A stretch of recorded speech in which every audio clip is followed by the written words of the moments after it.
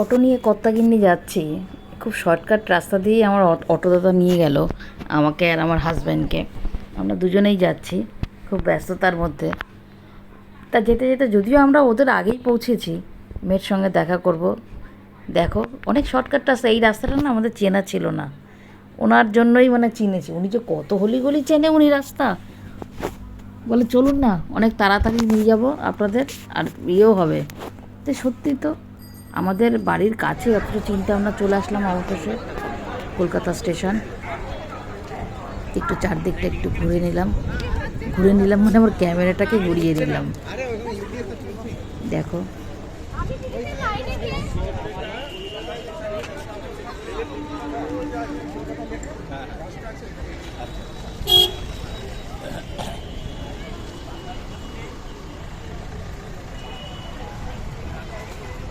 Ticket counter দেখ যা, বাকি সুন্দর সাজিয়েছে।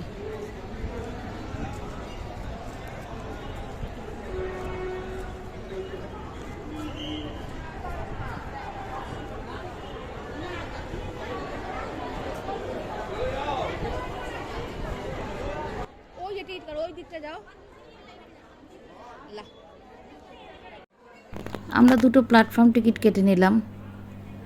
অনেকে বলছে লাগবে না, আমরা তাও কেটে নিচ্ছি। আমরা কেটে নিই, এরকম যদি কোনো ইয়ে হয় আমরা কেটে নিই।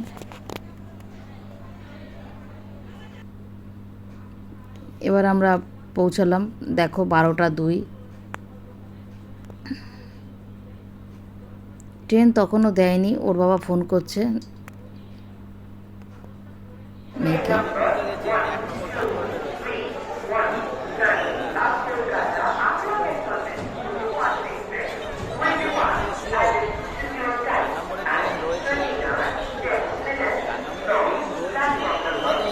কলকাতা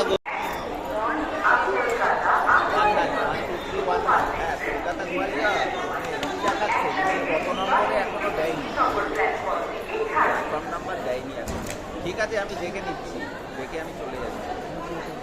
আমরা পৌঁছে গেছি, মেয়ে এখনও পৌঁছায়নি।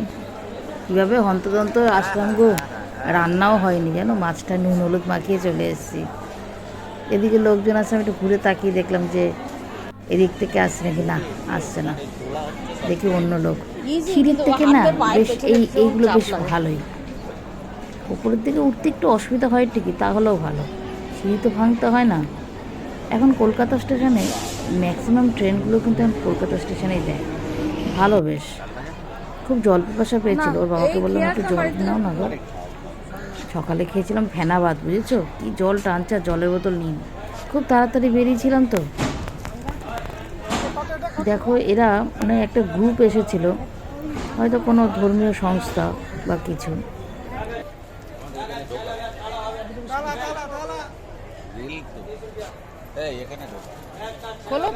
মেয়ে জানে যে ওর বাবা যাবে, আমি যাব, মেয়ে জানে না। মেয়েকে সারপ্রাইজ দেওয়ার জন্য বলেছিলাম তুমি আগে আগে যাও, আমি পরে যাব, মেয়েকে বলবে না যে আমি এসেছি। চেনটা তো আর ফাঁকা করে দিলাম।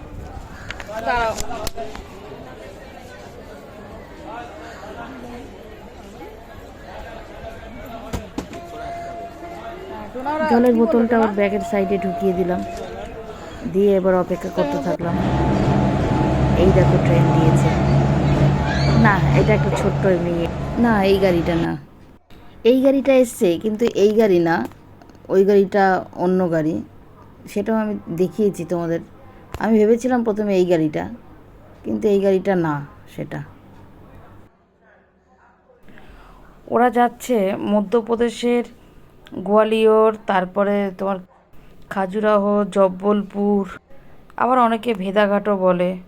লাস্টে কানা হয়ে তারপরে ওরা আবার ট্রেনে উঠবে। কানাতে দুটো সাফারি করবে, একটা সকালে আর একটা বিকেলে। ওর বাবা দেখতে গেল যে কোথায় ওরা। আমি এখানে বসে দিলাম, অনেকক্ষণ দাঁড়ানো ছিলাম, অনেকক্ষণ। তারপর আমি এখানে বসলাম অবশেষে। আমার দূর থেকে দেখেছে নাকি কি জানি, মেয়ে জানে যে আমি আসিনি, ওর বাবা এসছে। আসলে বলবে দূর থেকে, এখন কোন দিক থেকে আসে, হয়তো আমার সামনেই চলে আসবে। আচ্ছা সারপ্রাইজ ও।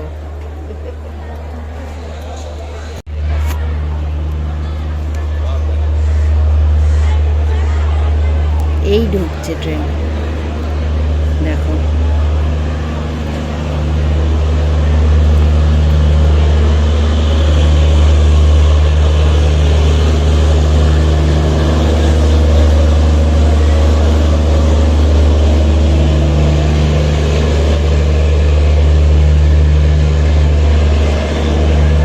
এসি 2 টাওয়ার ছিল, এটা সামনের দিকে ছিল, আমরা আবার একটু সামনের দিকে এগিয়ে গেলাম।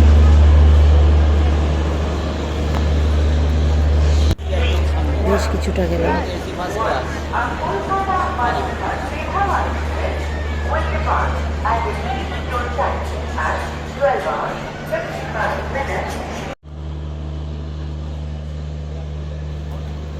আমার মেয়ে যেন বিয়ের পর যেন বড় হয়ে গেল, বাবাকে ধরতে দেবে না ব্যাগটা, বলে ওখানে গিয়ে কি তুমি নামাবে? ওর বাবা ধরছিল, তারপর ও উঠলো, ওর বাবা তুলে দিল। আমরা একটু ভেতরে গেলাম, কিছুক্ষণ বসলাম।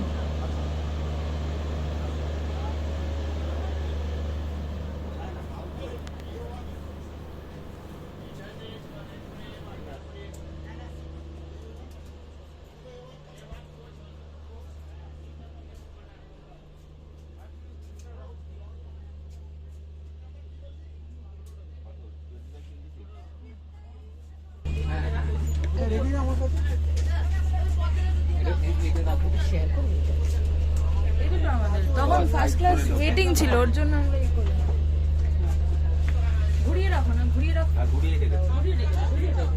ও, ঘুরিয়ে রাখলে হাত পা আসছে।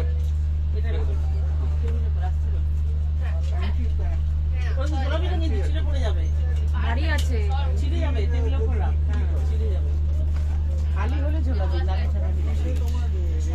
ওখানে বেশ কিছুক্ষণ ছিলাম, আমরা কথাবার্তা বললাম।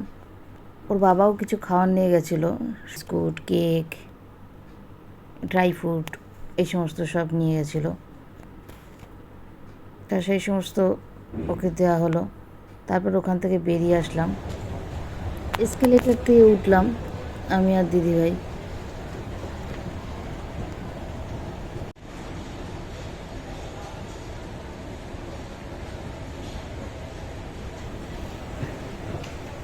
তো ওখানে গেল, আমরা এদিক থেকে উঠে পড়লাম, উঠে গিয়ে দাঁড়িয়েছি। ওপর থেকে দাঁড়িয়ে দাঁড়িয়ে দেখলাম যে ট্রেনটা ছাড়লো। তারপরে আমরা ওখান থেকে বেরিয়ে আসলাম। বেরিয়ে এসে দিদিভাইয়ের গাড়ি ছিল, উঠতে যাবেন আবার কোর্টে, ইমা এত গরম কেন?